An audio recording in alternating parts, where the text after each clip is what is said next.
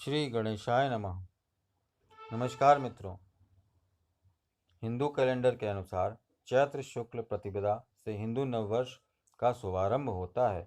इसको विक्रम संवत 2080 भी कहा जाता है। ब्रह्मा जी ने इसी तिथि को सृष्टि की रचना की थी तथा सतयुग के आरंभ भी इसी तिथि को माना गया है। एक अन्य मान्यता के मुताबिक श्री हरि भगवान विष्णु ने चैत्र शुक्ल प्रतिपदा को ही मत्स्य अवतार का आवरण लिया था। हिंदू नववर्ष के प्रारंभ के साथ ही चैत्र नवरात्रि 2023 का पहला दिन शुरू होगा। आपको बता दें कि चैत्र नवरात्रि 2023 की शुरुआत 22 मार्च 2023 से हो रही है और इसका समापन 31 मार्च 2023 को यानी कि दशमी तिथि को चैत्र नवरात्रि पारणा के साथ होगा। नवरात्रि शब्द संस्कृत भाषा से लिया गया है जिसका अर्थ है 9 रातें। भारत में कई राज्यों में इसे गुड़ी पाड़वा के नाम से भी जाना जाता है, जिसमें 9 दिनों तक माँ दुर्गा के 9 स्वरूपों की विधि विधान से पूजा की जाती है, जिसमें से प्रथम दिन माँ शैलपुत्री को समर्पित है। शैलपुत्री संस्कृत भाषा का एक शब्द है जिसका शाब्दिक अर्थ है कि पर्वत की बेटी।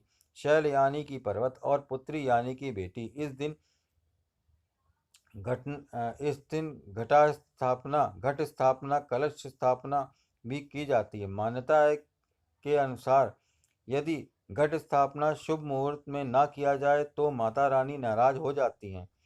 तो आइए विधि विधान से जानते हैं कि घट स्थापना किस प्रकार से की जाती है। मित्रों, अब जानते हैं घट स्थापना महत्व और शुभ मुहूर्त। हम सभी जानते हैं हिंदू धर्म में किसी भी पूजा या शुभ कार्यक्रम की शुरुआत करने से पहले भगवान गणेश की पूजा अर्चना की जाती है। नवरात्रि की प्रतिपदा तिथि यानी कि पहले दिन घट स्थापना या कलश स्थापना इसलिए जरूरी है क्योंकि हमारे धर्म में कलश को भगवान गणेश की संज्ञा दी गई है। मान्यता यह है कि यदि घट स्थापना शुभ मुहूर्त में और विधि विधान से ना की जाए तो माता रानी नाराज हो सकती है। इसलिए शुभ मुहूर्त और सही विधि का पता होना बहुत ही जरूरी है। घट स्थापना शुभ मुहूर्त है 22 मार्च 2023 को सुबह 6:23 से 7:32 तक। इस प्रकार घट स्थापना की अवधि हुई 1 घंटा 8 मिनट। घट स्थापना के नियम।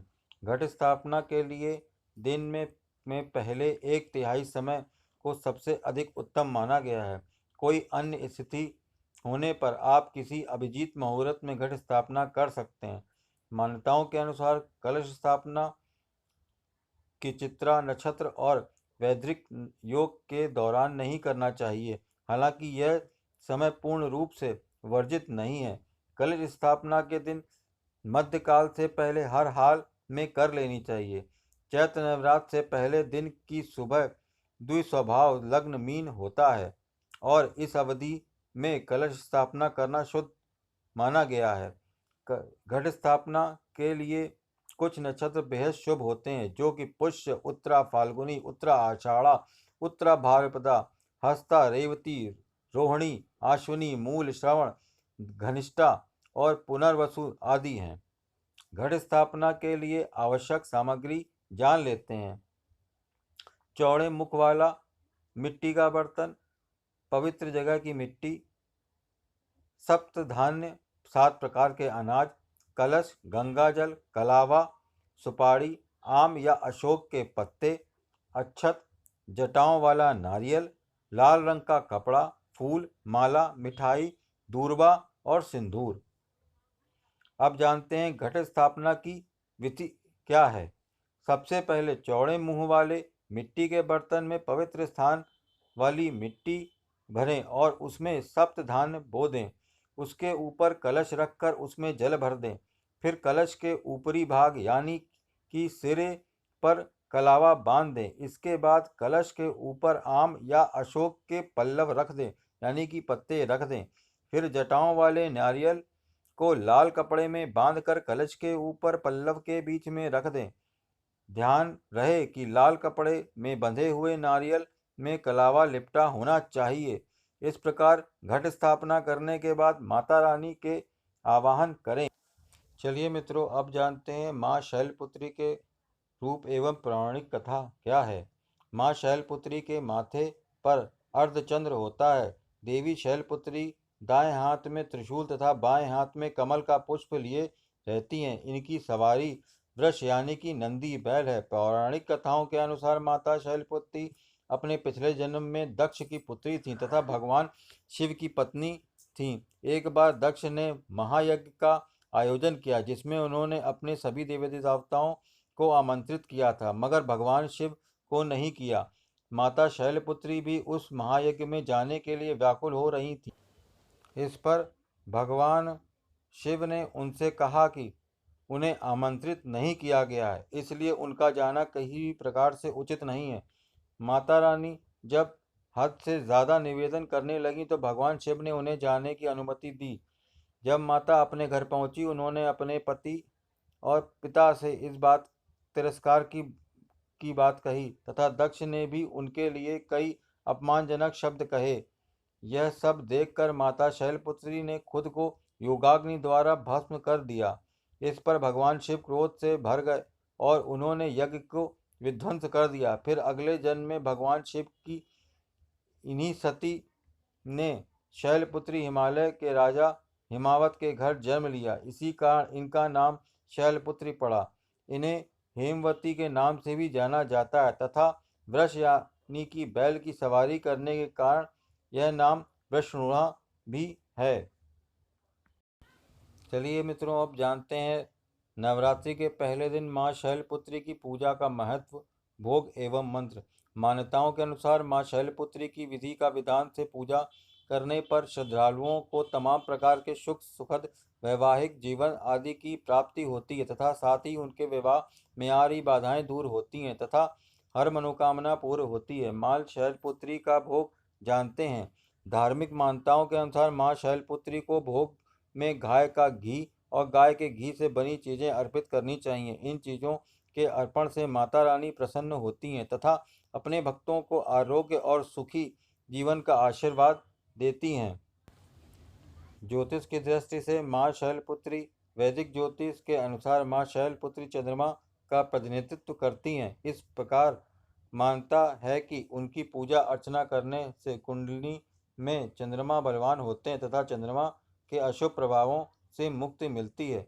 माँ की स्तुति का मंत्र है, या देवी सर्वभूतेषु शैलपुत्री रूपेण संस्था, नमस्तस्यै नमस्तस्यै नमस्तस्यै नमो नमः।